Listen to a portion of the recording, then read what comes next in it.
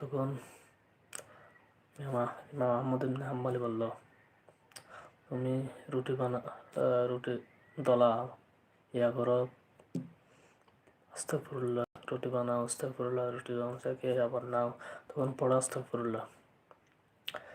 তখন লোকটি বলল, ইস্তেগফারটা আমি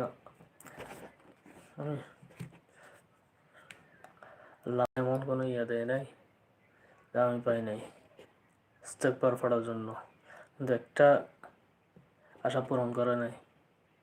সেটা হচ্ছে, শুনেছি পৃথিবীর বড় মুহাদ্দিস ইমাম আহমদ ইবনে হাম্বলি,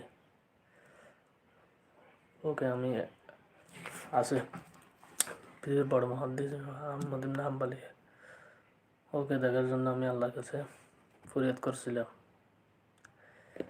সেটা যদি পূরণ হয়ে যায় আমার আর কিছু যাওয়ার নেই। এই কথা শুনে ইমাম আহমদ ইবনে হাম্বলের চোখে পানি এসে পড়ল।